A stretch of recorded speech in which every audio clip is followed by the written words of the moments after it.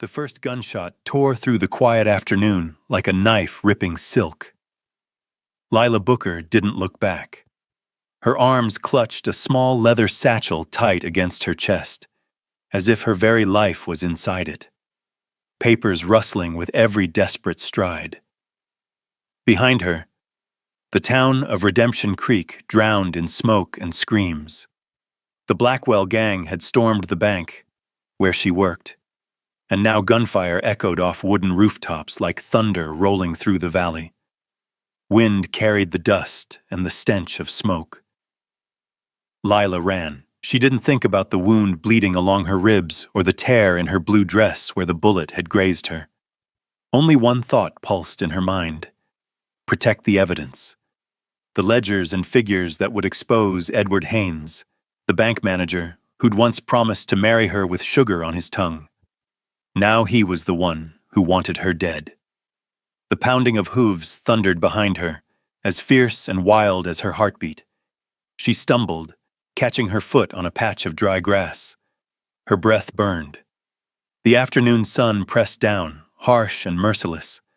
She didn't know how far she'd gone, only that every step was a battle between will and exhaustion. When she saw the creek, she nearly collapsed. The water curved around the base of a hill, clear as glass, flashing like broken mirrors under the light. Lila dropped to her knees, lips cracked, reaching for the water. Her blood-streaked hand left a red blur across the surface. A fractured breath escaped her.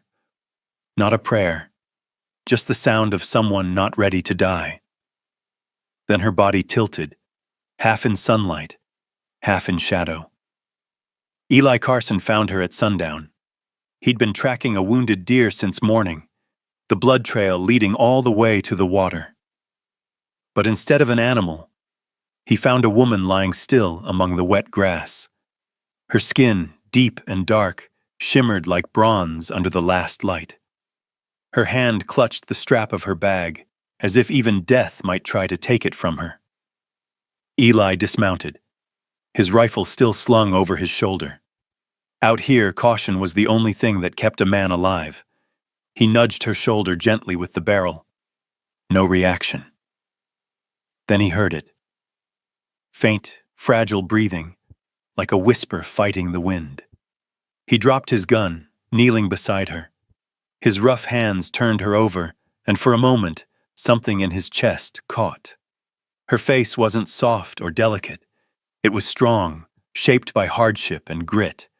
Her lashes flickered, and a faint moan escaped her lips. Eli saw the wound along her ribs: dried blood, bruised skin, the sharp smell of iron. Without thinking, he slid his arms beneath her and lifted her from the ground. She was frighteningly light, as if half her life had already slipped away. Her head fell against his chest, leaving a dark stain on his shirt. "You'll make it," he muttered, though she couldn't hear him. "You've come this far. You ain't quittin' now." He laid her across the saddle, holding her steady with one arm, then swung up behind her. His other arm wrapped firm around her, the way a man holds something he's not ready to lose. The sky deepened to violet. Stars began to rise over the ridges. He turned his horse toward the line of cottonwoods, where a small cabin hid among the trees.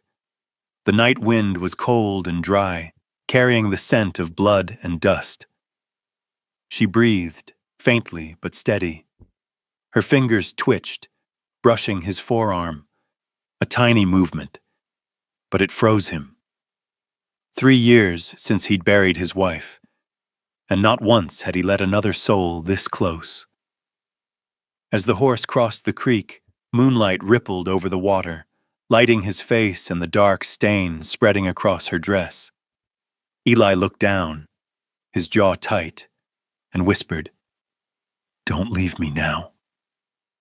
She didn't answer, but her weakening hand closed around his sleeve, feeble yet certain, like a silent promise between two strangers who didn't yet know their fates were about to entwine. And so, beneath the wide western sky, a hunted woman and a lonely man rode together into the night, their breaths mixing with the wind, the beginning of a story neither of them had seen coming. Eli's cabin sat deep in the valley, hidden among whispering birch trees. By the time he carried Lila inside, the last light of day had faded. Sunset spilled through the small window, painting the rough-hewn walls in shades of rust and blood. He laid her on the wooden bed, the thick blanket smelling faintly of smoke and horsehide, then hurried to light the fire. Flames leapt and flickered across her still face, pale beneath the dust and sweat of the road.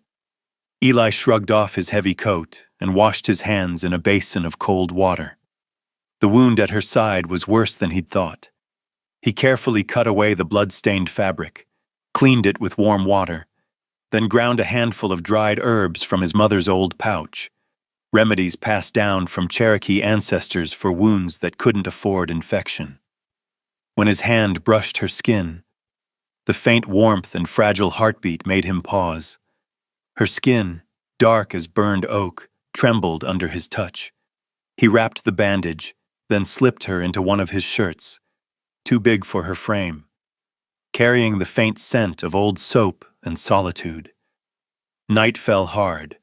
Wind hissed through the chinks in the roof. Soon she began to burn with fever. Her breath came in quick, uneven gasps, forehead slick with sweat, lips cracked and dry. Eli sat by her side, changing cold cloths again and again, each wrung with hands that trembled more from fear than fatigue. She muttered through her delirium, broken words tumbling from a fever dream. "Edward, don't. Please. Their money. They'll lose everything." God, don't let him find out. He listened, piecing the fragments together like shards of glass. A woman carrying a secret. A man named Edward. And something deeper than betrayal. Eli sighed. He replaced the cloth on her brow. The lantern light flickered across her skin, the bronze glow of her cheeks, the damp curls clinging to her neck.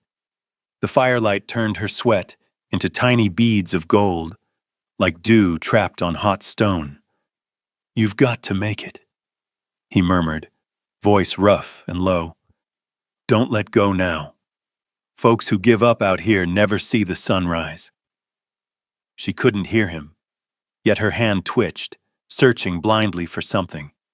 He took it, his calloused palm closing around hers.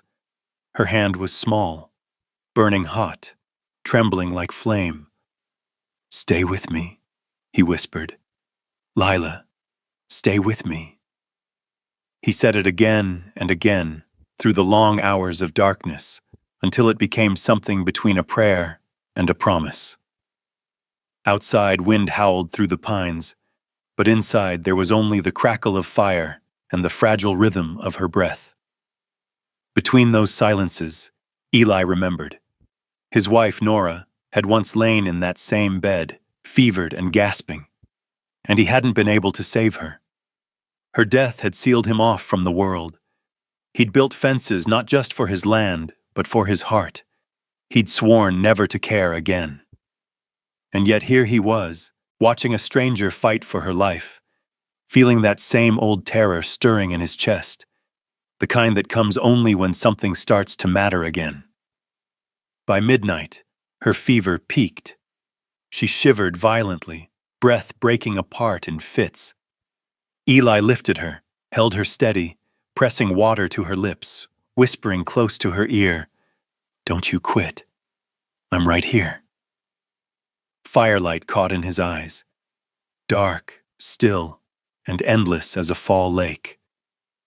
An hour later, her breathing softened. Sweat dampened her collar, her pulse steadied. Eli replaced the cloth one last time, then sat back against the post, exhausted, unwilling to sleep. Outside, the world had quieted. Moonlight slid through the cracks, tracing a thin silver line across her hair. Eli watched her for a long while, this hunted woman with secrets carved into her skin. and saw, for the first time in years, proof that courage hadn't vanished from the earth. When dawn's first light crept through the shutters, he bowed his head beside the bed, her hand still in his. Half dreaming, half awake, he heard a whisper, faint as wind through grass. "Don't go." He opened his eyes. She was still alive, and for reasons he couldn't name. That simple fact hurt like something inside him had just been brought back to life. Morning came clear over the valley, the kind of light that follows a hard night. The air smelled of damp earth and wet wood. A breeze slipped through the small cabin window, stirring the wick of an oil lamp gone cold. Lila opened her eyes slowly, seeing the low, timbered ceiling, the gray boards, and the quiet bubbling of a kettle over the fire. Everything felt strange and gentle at once, so peaceful she thought it might be a dream. But when she tried to move, pain flared sharp at her side, real and deep, pulling a soft moan from her lips. Eli turned from the stove where he'd been stirring a pot of medicine. The morning light caught his face, carving shadows along his jaw, setting his dark brown eyes aglow like earth after rain. "You're awake," he said, voice low and hoarse from a sleepless night. "Don't try to sit up." Lila nodded faintly. She felt the loose cotton shirt against her skin, clean, soft, and scented faintly of soap and smoke. He must have changed her clothes while she was unconscious. Her cheeks burned, but her voice stayed calm. "Thank you. If it weren't for you, I'd be dead out there." Eli didn't answer right away. He brought her a small cup of tea, steam curling upward. "Drink this. Bitter, but it'll keep the fever down." She took it carefully. The tea was dark and earthy, its bitterness pulling her back to full awareness. She looked around the small cabin, hides hanging on the walls, a rough wooden table, an old rifle resting by the door. No trace of a woman's touch. The quiet warmth of the room told her what she already knew. This was a man who lived alone. "You saved me," she said softly. "But if they find me here, you'll be in danger too." Eli sat down in the chair beside her, fingers laced together. "They?" Lila drew a slow breath, as if steadying herself before crossing back into memory. "Edward Haynes, the bank manager I worked for. He's tied up with the Blackwell gang. They've been forging ledgers, stealing from the townspeople, widows, farmers, even the church. I found the records, and I kept the proof." Eli studied her quietly. No shock in his eyes, only the patience of a man who's heard too many hard stories. "He wants you dead?" "Yes. The whole gang's after me. I only had time to grab the ledgers and a few documents. If they get them back, everything those folks worked for will vanish." He nodded, slow and steady, gaze heavy but without judgment. "You did right. But out here, doing right and staying alive don't often go hand in hand." A faint smile crossed her lips. "I know, but silence would have been worse. I couldn't live with that." Her words settled deep in the room. Outside, the wind moved through the cottonwoods, and the distant cry of a grouse carried through the valley.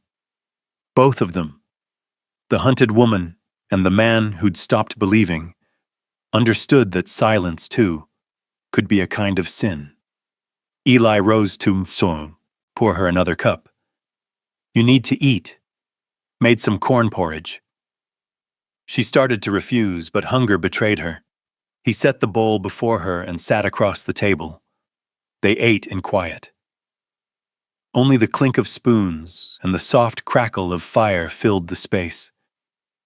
Morning light slid through the window, glinting off her curls and the bronze hue of her skin. Eli caught her gaze for a fleeting moment, then looked away, unsettled by the warmth that filled the small cabin. He'd grown used to solitude, but her presence made the silence feel alive. Lila set her spoon down and looked at him. "Why did you help me? You don't know me. You owe me nothing." Eli's hands tightened. He kept his eyes on the table. "Maybe because I was the only one there." He paused, voice softening. "Or maybe because I can't stand to see someone die when I could have done something. Out here, there's not much goodness left. I try to hold on to what little I can." Lila was quiet a long while. Then she said, almost in a whisper, "You still have goodness, Eli. That's something they can't steal." They stayed like that through the long morning. Two strangers bound by silence more honest than words. When the light tilted across the floor, catching the gold in her hair and the roughness of his hands, the space between them no longer felt uncertain. She lifted her cup once more. The tea was still bitter, but this time, it went down easy. That night, the moon hung low over the ridge, so bright it silvered every blade of grass, heavy with dew. The air was thick with silence, the kind that pressed against a man's chest and wouldn't let him rest. Eli hadn't slept. Something had felt wrong since dusk. Strange boot prints near the stable, a few broken branches that hadn't been there that morning. Out here, nothing ever just happened. He pulled on his coat, took his rifle, and stepped out onto the porch. The hinges groaned, a small sound, but sharp in the stillness.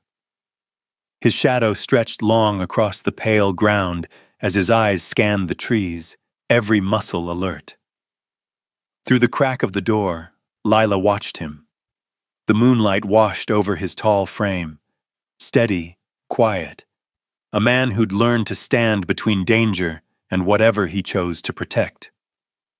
The gun in his hand glinted coldly, the hem of his coat lifting with each passing gust like the wing of a restless bird. Lila bit her lip. Every instinct warned her that trouble was close. Yet what she felt wasn't fear.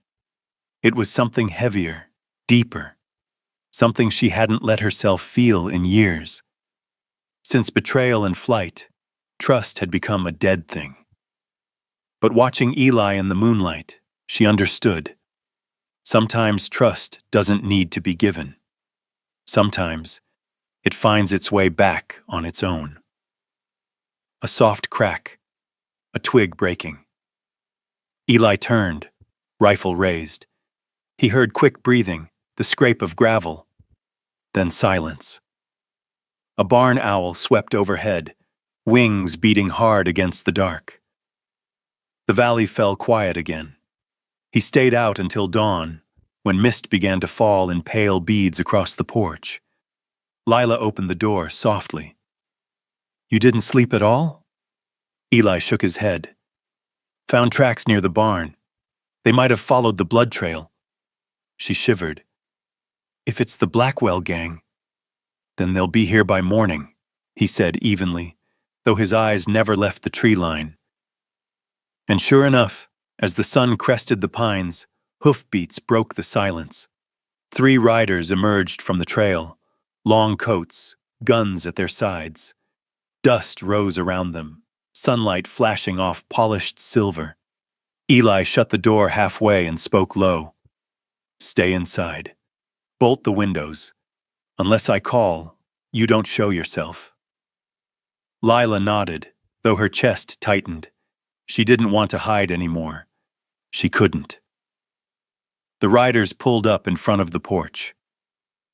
"Open up, Carson," one called, voice rough and lazy. "We're looking for a woman. Colored, thin, might be hurt. Heard you've got a soft heart." Eli swung the door open and stepped out. "Morning, gentlemen. Ain't nobody here but me and a few head of cattle. What's your business?" The leader smirked. "Small matter, if you're telling the truth." The air thickened. A lone bird cut across the clearing, cried once, then vanished. Eli's fingers flexed on the rifle. He wouldn't shoot unless forced, but he was ready, a heartbeat, passed. Then another. "We'll just take a look around," the man said, grin widening. "You don't mind, do you?" "I do," Eli replied, voice flat as iron. "This is my land. I don't take visitors." The second man spat, hand drifting toward his gun. In that split second, Eli fired. The crack split the morning wide open. The man fell from his horse, cursing, clutching his shoulder. The other two drew and ducked for cover behind the porch posts. Inside, Lila trembled. Through the window, she saw Eli drop low, fire back. A bullet tore through his sleeve, blood spreading fast. Her gaze fell on the pistol lying on the table. Her hands shook, but her eyes hardened. She opened the window, lifted the gun with both hands. Her heart hammered, but when she saw one of the men creeping toward the back of the cabin, fear burned away, leaving only resolve. She pulled the trigger. The shot rang sharp. The bullet clipped the man's hat clean off, making him stumble and curse.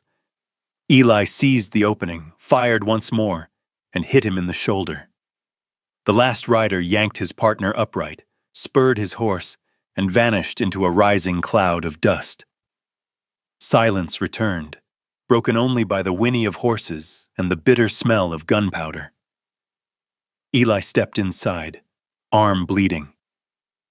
Lila stood by the window, gun still trembling in her grip. Their eyes met, and in that smoky air, no words were needed. Between the blood, the smoke, and the echo of fading gunfire, they both knew. What bound them now was more than gratitude. It was trust, tested and forged in fire. Eli let out a weary breath, easing into a chair. "Good shot," he murmured. Lila's voice shook, but her eyes were steady. "My father taught me. Said if you don't pull the trigger when you're cornered, you'll never live long enough to learn." Eli nodded. He was right. Outside, the sun rose over the ridge, its light spilling across the blood on the floorboards.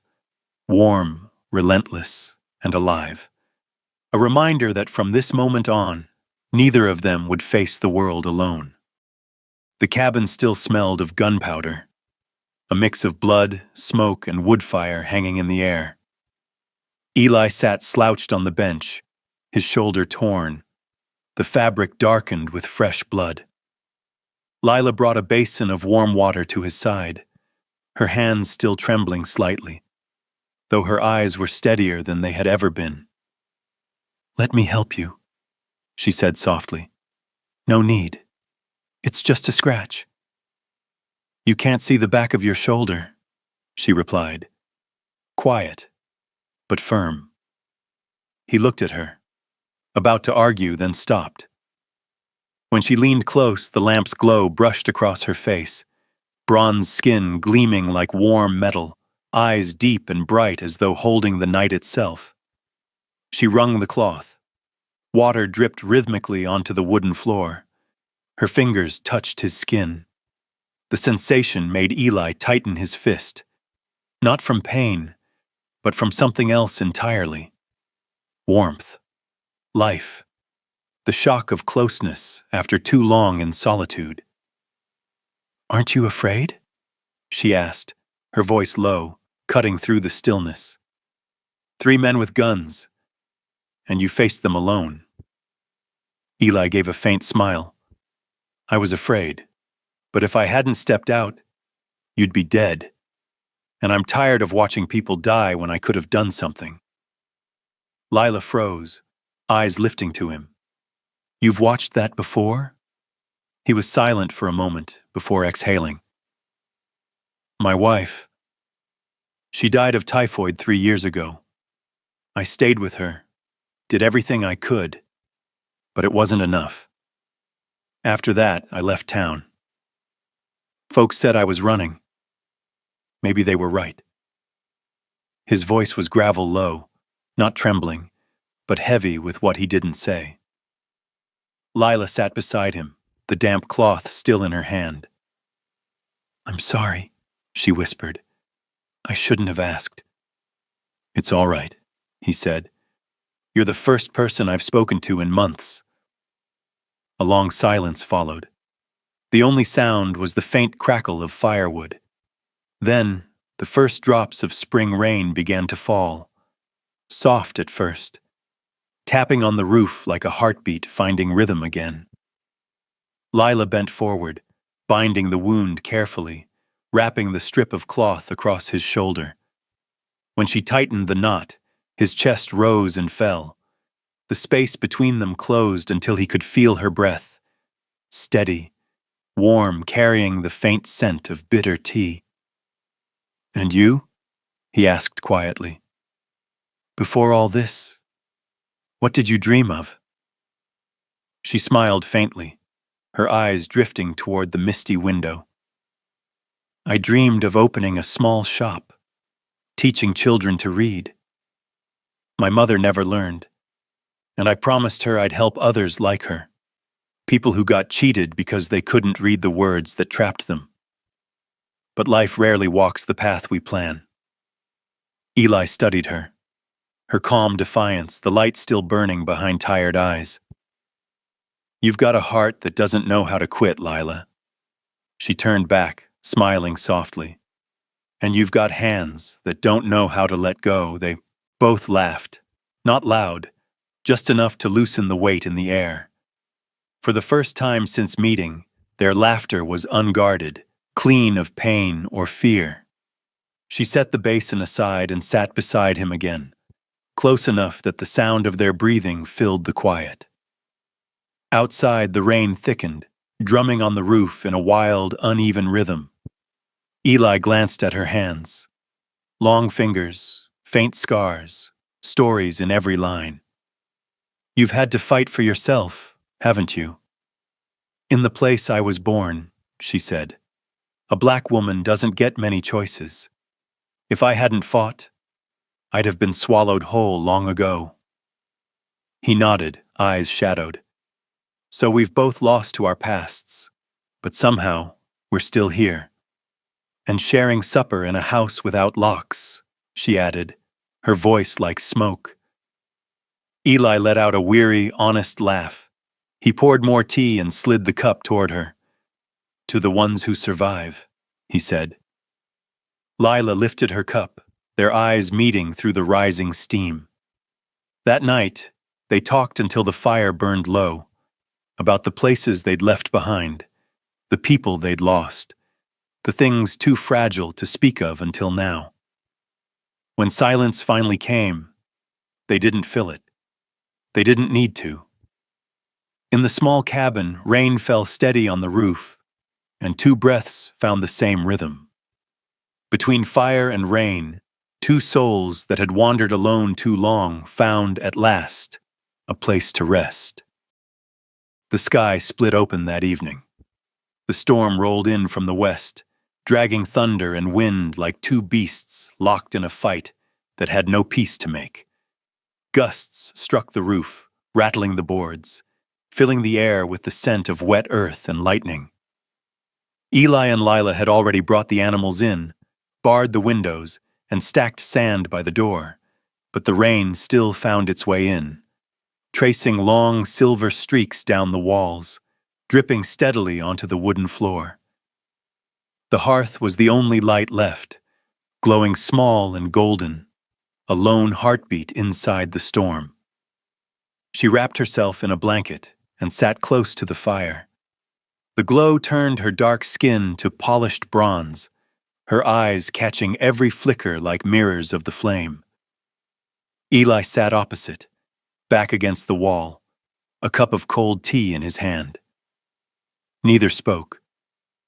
Only the sound of rain drumming on the roof and wind sweeping past the door filled the silence.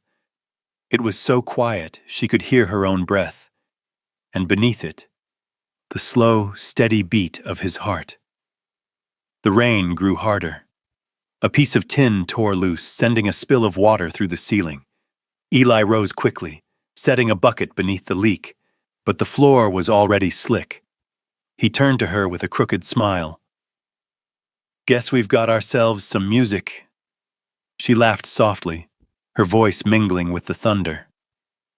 A flash of lightning cut through the window, painting both their faces, scars, weariness, and something else neither dared to name. Eli sat beside her, and the blanket stretched to cover them both.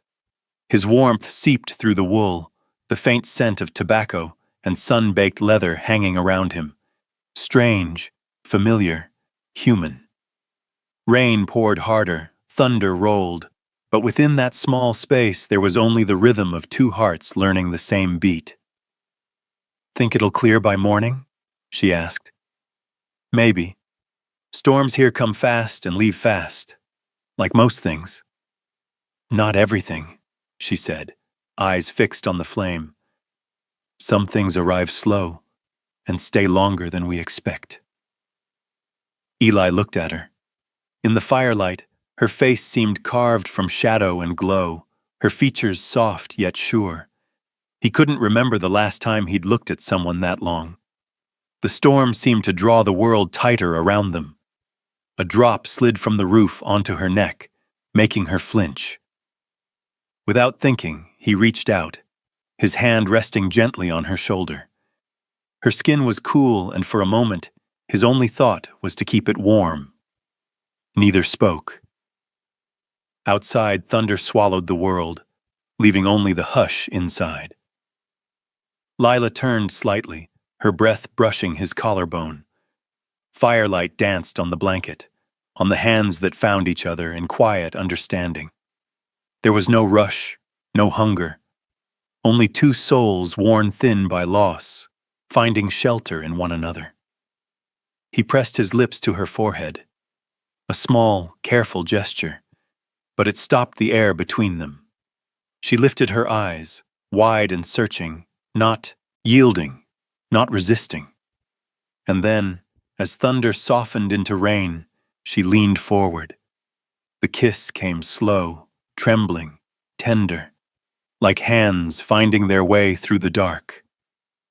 The cabin fell still, save for the rain mingling with their breath. The walls that had divided them, of race, of grief, of fear, dissolved in the warmth of touch and trust. Lila rested her palm over his chest, feeling the strong, unhurried pulse beneath sun-worn skin. "Why are you still kind to me, after everything?" she whispered. Eli didn't answer right away. His gaze met hers, steady as flame after a storm. "Because I thought I'd been dead a long time," he said quietly. "Until tonight." Outside, the thunder drifted away, leaving only the soft, steady rain. She rested her head on his shoulder, her breath melting into the rhythm of his heartbeat. When morning came, the sky was pale and fragile, stretched like a clean white sheet. Light streamed through the window, settling on her skin, warm, calm, as if the storm had never been. Eli woke to find her asleep against him, curls resting on his shoulder. He murmured so low it was almost a thought, "I'd forgotten what it feels like to be alive." She didn't answer, only shifted closer in her sleep. Outside, the storm had passed, but in that small cabin, something new had begun. Quiet, nameless, and true. 3 days after the storm, the sky was clear and the ground still damp. The young sun shimmered across the valley, glinting on puddles that dotted the trail like bits of broken glass. The pain along Lila's ribs had eased, the wound healing beneath clean bandages Eli changed each morning. But he knew, as long as the Blackwell gang roamed free, this place was no longer safe. That morning, he sat at the table, a map spread wide before him, his calloused finger tracing the narrow road curling through the mountains toward Cheyenne. "The marshal's office is there," he said, voice rough. "If you can get those papers to them, this will end. You'll be under protection, Lila." She looked at him for a long time. "And you?" "I'll take you there, then come back." I belong to this land. You, you deserve a new start. Something caught in her throat, a thin wire of ache she couldn't name, but she didn't argue. She understood that sometimes kindness comes wrapped in distance, built not from indifference, but from fear of losing something unnamed. That night, they left the cabin. The air smelled of wet soil and grass, the sound of crickets rising from the fields. Hank, Eli's old friend, a broad-shouldered cowboy with a booming laugh, was waiting outside with a small freight wagon. "We're headed to Cheyenne with supplies," he said, glancing from Lila to Eli with a grin that carried more understanding than words. "That girl's got luck, Eli." Eli didn't reply. He only nodded and helped Lila onto the horse, his hand brushing her back. The thin fabric beneath his fingers sent a jolt through him. When she turned, their eyes met, just for a heartbeat. But it was enough to feel the whole sky tilt between them. The convoy started moving. Wagon wheels crushed the damp earth, horses snorted, leather creaked. Above them stretched a vast dome of stars, endless and quiet. The road wound through open country, moonlight spilling across their shoulders like pale silk. Lila wore Eli's coat, the faint smell of smoke and rain clinging to it. She pulled it tighter around her and began to sing, softly at first, almost as if her voice belonged to the wind. Then the melody deepened, slow and mournful, without pleading, only remembering. "My mother used to sing that," she murmured when Eli glanced her way. "She said whenever I was scared I should sing, because the sky always listens." Eli said nothing. He'd never believed in prayers, but her voice quieted something in him. Each note fell from her lips like starlight. Fragile, unguarded, real. Up ahead, Hank turned in his saddle and called, "That's a fine song, miss. Haven't heard a sound that sweet in a month's ride." Lila smiled shyly, lowering her gaze. "It only means something at night," she said. Eli didn't speak again, but when she reached the final verse, that long, trembling note fading into the wind, something in him clenched. There was a truth in her voice that made him remember everything he'd lost, and still, somehow, want to believe in what could last. They stopped by a creek at midnight. Lila dismounted, her boots sinking into soft grass, her breath misting in the cool air. Eli stepped behind her and laid a blanket over her shoulders. "You're cold," he said quietly. "So are you," she replied with a small smile. They sat beside the fire. Around them, the others were silent. The only sounds, the horses grazing and the wind drifting low across the valley. The flames flickered in their eyes. Two strangers bound by something still forming, something both heavy and tender. After a long while, Eli spoke. His voice was low, thoughtful. "I used to think I'd never leave that place again. But now I see. There are people who can make a man go farther than he ever meant to." Lila met his gaze, her eyes gleaming with warmth. "And some roads only open when two people walk them together." They both smiled, soft, fleeting, real. Far across the ridges, a lone wolf howled into the night. But for that moment, there was only the rhythm of the horses, the crackle of fire, and the road ahead, leading them toward Cheyenne, toward justice, and perhaps toward a kind of faith they had yet to name. The trail up Coleman Pass was so narrow, two horses couldn't ride side by side without leaning into the cliff. Clouds sank low, swallowing the peaks, and the fog lay over the mountain like a shroud of mourning. Wind whistled through the stone, an eerie voice somewhere between breath and warning. Eli rode ahead, Lila behind him, with Hank and 2 ranch hands guarding the flanks. They'd been on the move for 2 days through the valley and were only half a day from Cheyenne. Yet Eli couldn't shake the quickening in his chest, a tightening in the air that whispered something was waiting for them. "We ought to rest a bit," Hank muttered. "Horses are wearing down." Eli nodded. They stopped on a flat stretch carved into the mountainside, the cliff dropping off sheer beneath them. One wrong step and they'd vanish into the mist. Lila dismounted, stretching, her hand brushing the half-healed scar along her ribs. She wasn't fully recovered, but every mile beside him had made her feel stronger. Eli glanced back at her, a small smile ghosting across his lips. "You holding up?" "I've survived worse than mountains," she said, her breath fading into the fog. He was about to answer when a crack split the air, sharp, dry, final. A bullet tore across his shoulder, spraying red into the white mist. "Ambush!" Hank roared. The echo bounced off the rocks like thunder. Gunfire erupted from both sides of the ridge, flashing in the haze. Horses screamed, bullets struck stone in sparks. Eli grabbed Lila and pulled her down behind a boulder. His jaw tightened as he chambered his Winchester. "Stay down!" "You're bleeding," she cried. "I'm fine, Another bullet hit the rock beside his head, showering them with fragments. From the ridge above came a voice, hollow, taunting, too familiar. Through the drifting smoke, Lila saw him. Tall, gaunt, dressed in black, eyes the color of ash. Edward Haynes. "Lila!" he called, his words curling in the wind. "Don't make this harder. Hand over those papers and I'll let you live." Lila's grip tightened on her pistol. Her eyes burned bright. "Live?" she whispered. "He doesn't know what that means." Eli shifted beside her, and then she saw the blood pooling through his sleeve.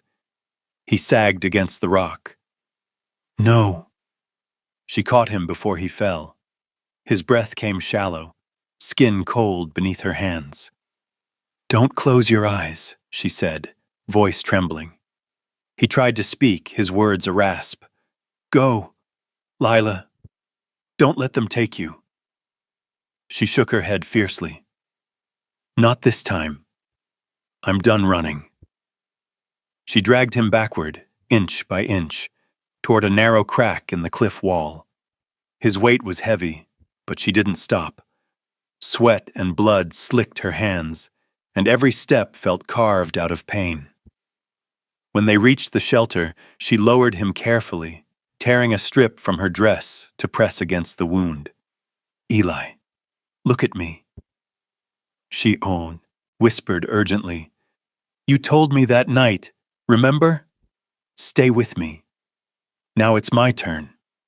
Outside, the gunfire raged like hail on stone, but in that hidden hollow, there was only the ragged sound of breathing. Her hands shook as she tied the bandage, but her voice stayed firm. "Do you hear me?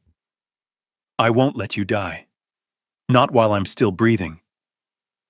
Eli's eyelids fluttered open, his voice faint as smoke. "You're crazy."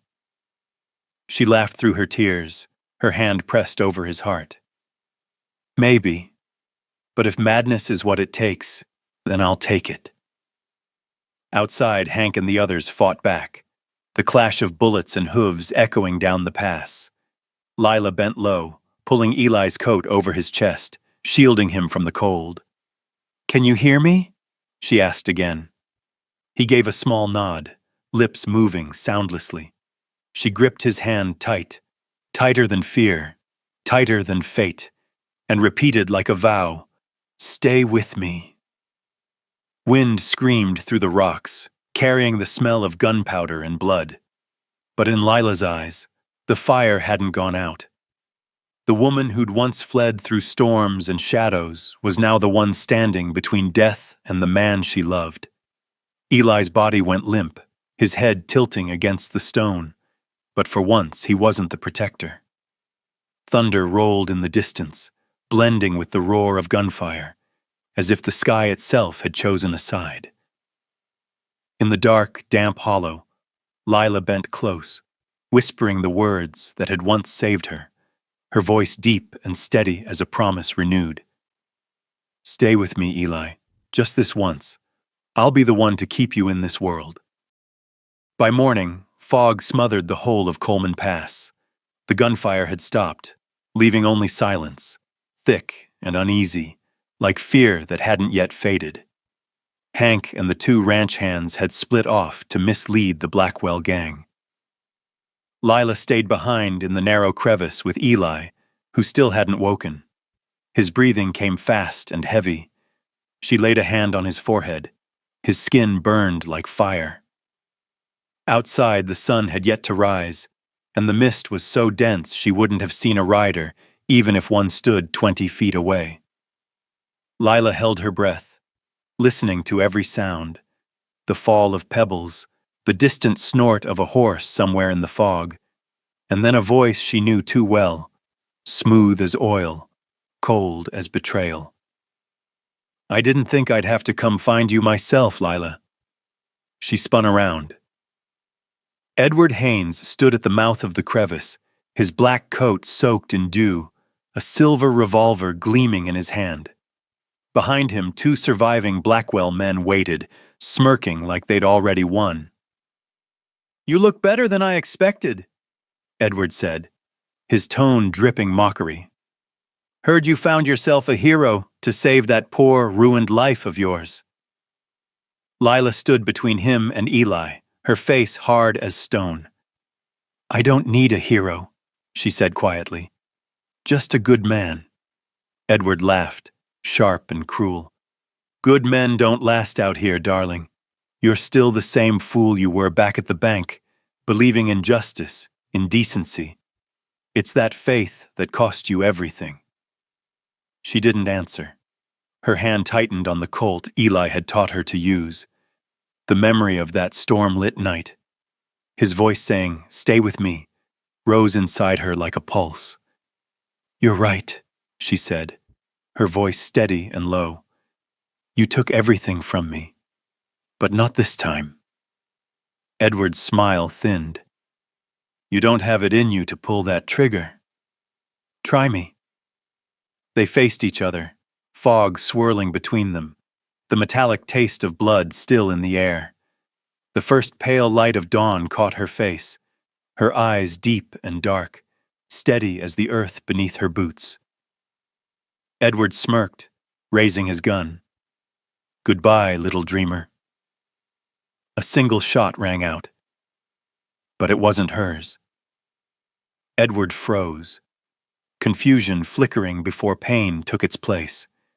He looked down, a dark bloom of blood spreading across his coat. His head turned slowly toward the figure slumped against the rocks behind Lila. Eli Carson, pale as ash, hand trembling around a small derringer he'd kept hidden in his boot. "You," Edward gasped, stumbling. "You should have been dead." Eli's voice was barely more than gravel. "You should have stopped at the first betrayal." Edward collapsed, his gun falling from his grasp. His eyes stayed open, staring at the gray sky as his body slid against the stone. The two remaining Blackwell men panicked, spurred their horses, and vanished into the fog. Then came quiet, a heavy, final kind of quiet. Lila turned and rushed to Sopwang, Eli's side. He sat slumped, breath ragged, blood seeping through the old bandage. She knelt beside him, gripping his hand tight.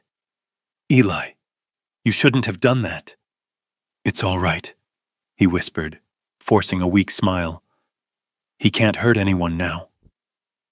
Tears slipped down her cheeks, warm and real, not from fear, but from the release that follows years of running. She pulled him close and resting her forehead against his. His breathing was faint, but steady. "You told me once, stay with me, remember?" She whispered through the tremor in her voice. "Now it's my turn." Eli's lips moved faintly, a whisper caught between breath and pain. "I'm still here." A gust swept through the pass, catching Edward's cloak and dragging his lifeless body down the rocks. The sky brightened, a thin blade of sunlight cutting through the fog and falling on them. Two figures, bruised, bloodied, but alive. Lila tightened her grip on his hand. "It's over," she murmured, her voice shaking like wind through grass. "All of it." Eli's head tipped toward her shoulder, his eyes half closed. The morning light spread across his face, revealing a worn but peaceful smile. Neither spoke again. The only sound was the quiet rhythm of two hearts still beating, slow, heavy, but alive. And in Lila's arms, Eli exhaled softly, surrendering to the safety of being saved, for the first time in his life. The sound of hooves echoed through the fog like distant drums. Lila lifted her head, still clutching Eli's shoulder. Down the pass, shapes began to form, soldiers on horseback, the American flag hanging heavy with rain. A man at the front raised his hand and shouted, "U.S. Army! Anyone injured?" She staggered to her feet, waving her arm, her voice breaking. "Here! We're here!" As the soldiers approached, they found Eli slumped in her arms, his shirt stiff with dried blood, his face pale but breathing. Lila nearly collapsed herself, hollow from exhaustion, yet her eyes still burned bright, the same stubborn light that refused to go out. "We need a doctor," she said, her hands trembling as she held him tighter. Captain Harris dismounted, knelt beside Eli, and felt for a pulse. "He's alive. Get them to Fort Russell, now." The journey down the mountain was long and cruel. In the army wagon, Lila sat beside him, her hand never leaving his, feeling the faint pulse beneath the chill of his skin. The wheels groaned over dirt roads toward Cheyenne, past sun-scorched plains, creeks swollen with meltwater, and patches of pine standing like sentinels. Overhead, the sky lightened, a thin streak of pink unfurling at the edge of dawn. By the time they reached the fort, Eli was barely conscious. Medics carried him away to the infirmary. The door shut behind them, leaving Lila in the hall, her dress stained with dust and blood. The smell of carbolic and rust filled her lungs until she swayed. A nurse guided her to another room to tend her wounds, but she only nodded, her thoughts still on the other side of that door. She didn't leave it all night. When the doctor finally emerged, weary but calm, he said softly, "He's got a chance." It was the first time in days she allowed herself to breathe. 3 days passed. Eli remained unconscious, his face ashen, his breath faint as thread. Lila never left his side. Her hand stayed wrapped around his, rough, calloused, familiar, the kind of hand you could trust your life to. She spoke to him as though her voice might lead him back. She told him about her mother, the woman who used to sing her to sleep on stormy nights. She recited the small verses her mother loved, her voice quiet, slow, steady as prayer. "Some live to find freedom, some live to keep faith. And if the day should come we lose each other, remember, love is still home." Each time she spoke, she bent and pressed a kiss to the back of his hand. The tears no longer came. There was only stillness and faith. On the third night, when exhaustion finally pulled at her eyes, Eli stirred.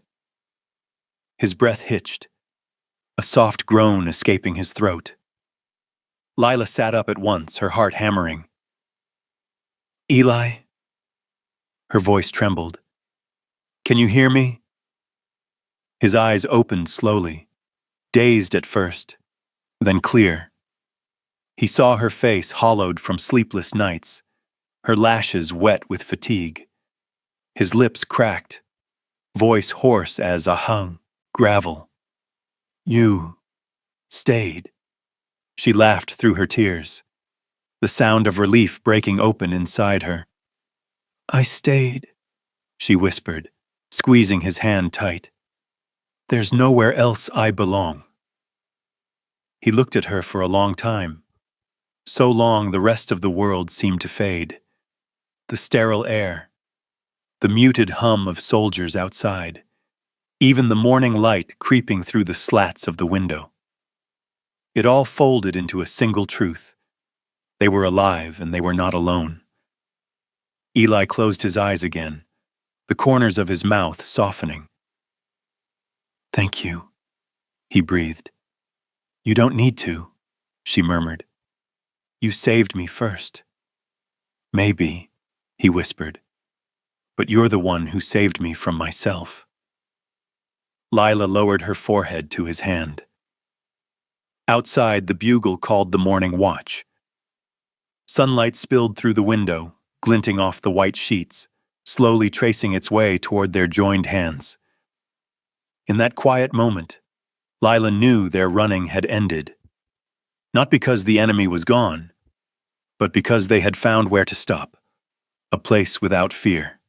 A place without loneliness. A place in each other's arms. 2 months had passed since that dawn at Fort Russell.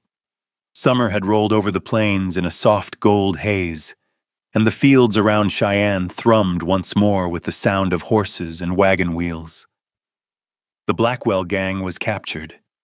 Edward Haynes lay dead on Coleman Pass, and the ledgers Lila had risked her life to carry had become the very proof that made the territory face itself in the mirror. She stood in the courtroom that day, dressed in a simple dark blue gown, her hair pinned neatly, her face calm and unreadable. When the judge pronounced the verdict, the room erupted, but Lila only closed her eyes. Not out of triumph, but release. At last, it was over. Afterward, offers came. A banker from Denver wanted her as his new chief accountant. Generous pay, fine conditions. A clerk from Cheyenne invited her to teach bookkeeping to young women. But Lila only smiled, thanking them politely. To her, those offers looked like polished doors leading into rooms without warmth. That evening, as she stepped out of the courthouse, she saw Eli waiting in the yard. His shoulder had healed, though the scar still marked him. The wind carried the scent of hay and dust, tugging at the scarf around her neck. When he caught sight of her, his smile lit like sunlight bending over the far ridge. "It's done?" he asked. "All done," she said softly. "Every bit of it." They said nothing more. Side by side, they walked down the dirt road leading out of town, where Eli had tethered his horse. Passers-by tipped their hats as they went. The story of the black woman who brought a gang of outlaws to justice had already traveled across Wyoming. But Lila didn't care for talk. All she wanted was the hand holding hers, solid, warm, real. When they reached the old homestead, the land was much as it had been Chontin, quiet, untamed. Yet something had changed.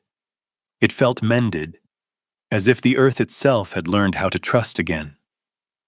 The cabin Eli rebuilt after the storm stood strong now, its roof newly shingled, the air carrying the scent of pine and smoke.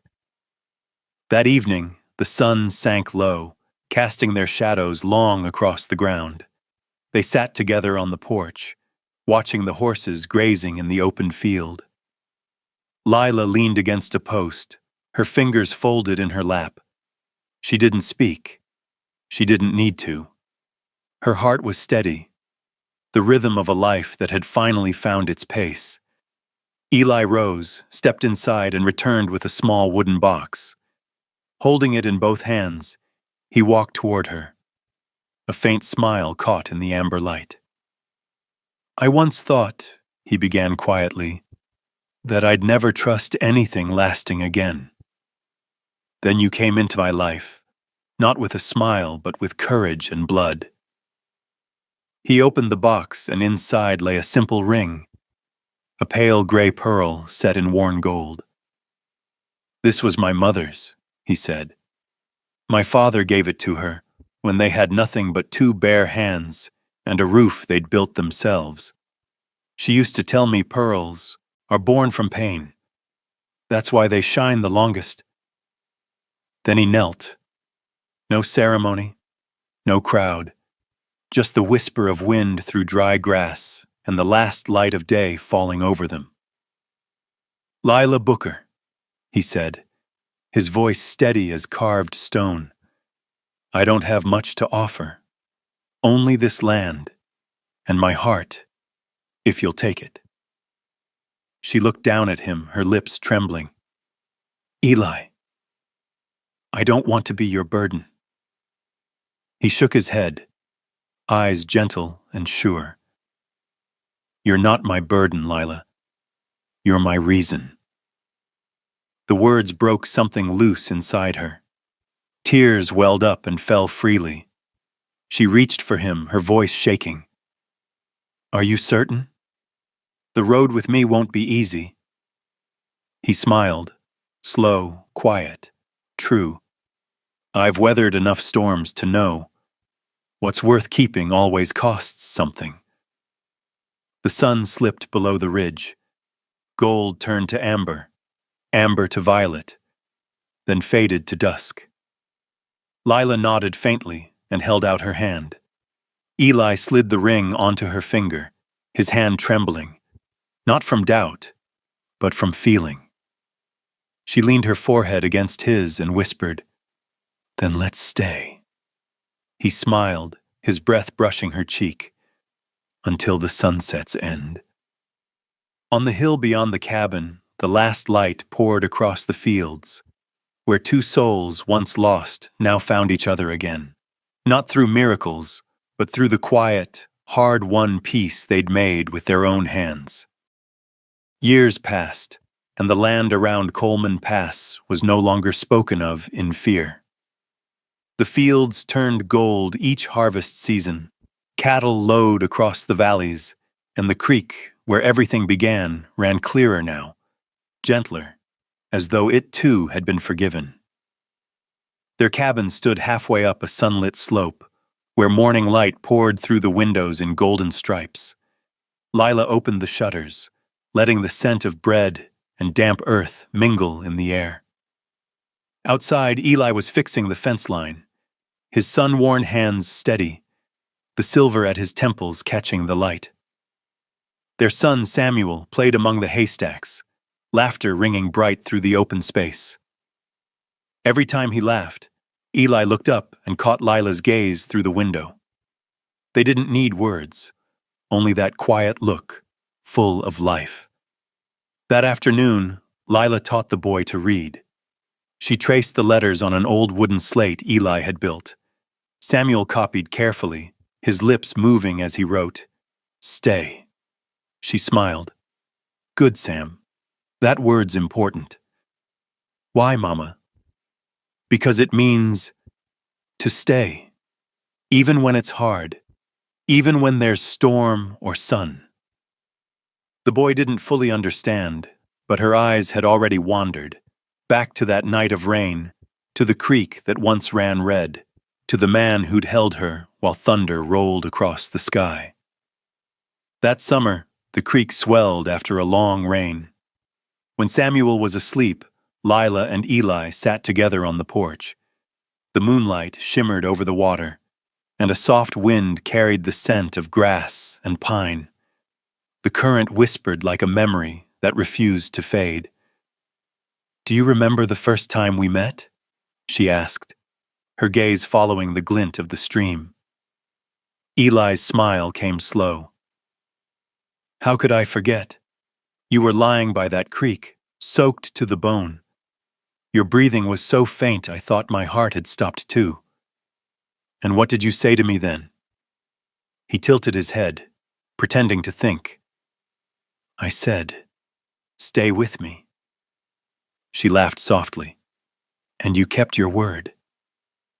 They fell silent, listening to the sound of water moving through the night. Fireflies blinked across the grass, like tiny stars fallen to earth. Far off, the cattle shifted in their stalls, a low hum of life against the stillness. Eli reached for her hand. His fingers, calloused and strong, met her smooth palm, and she closed around them. The fit of something that had waited its whole life to belong. "You know," she said, her voice quiet, "people still tell stories about this creek, about a black woman who ran from death, and the man who sat beside her all night in the rain." Eli smiled faintly. "Let them tell it. Just hope they remember. She lived not because someone saved her, but because she refused to give up." Lila nodded. "Then let them tell both sides, one who stayed and one who learned how." The clouds drifted apart, revealing a thin silver moon. Lila leaned into him, breathing in the faint scent of smoke and pine that always lingered on his skin. She whispered, barely more than wind, "Stay with me." Eli turned, his fingers tightening gently around hers. The moonlight caught his face. The lines softened, the eyes peaceful, the years kind. "Always," he said, simple as breath, steady as truth. The night wind carried the scent of grass, water, and a life fully lived. The creek flowed past their feet, carrying moonlight and memory, but never the promise. They say in the plains of Wyoming, there's a stream that remembers. And if you stand by it on a quiet night, you might hear a whisper in the breeze, a woman's voice saying, "Stay with me," and a man's voice answering, soft and sure, "Always." As the silver moon hung over the rolling hills, its reflection trembled on the creek, the place where everything began, and the place where it all came home. Lila and Eli needed no grand vows, no audience. They had each other, and the small world they'd built with trembling hands and brave hearts. Here, love was not fire, it was warmth. Quiet, enduring, enough to outlast even the coldest years. Their story reminds us that the most beautiful things aren't in beginnings or endings, but in the staying, the middle ground where people choose to remain when it would be easier to leave. And if this story of Lila and Eli stirs something in you, if it makes you remember the hand that once held yours through a storm, leave a thought below, a memory, a prayer. If you cherish gentle tales like this, these Wild West love stories told with kindness and memory, don't forget to like, subscribe, and share it with someone who still believes in quiet love. Because somewhere out there, the creeks still remember names, and people like you and me are still learning how to stay together until the sunset's end.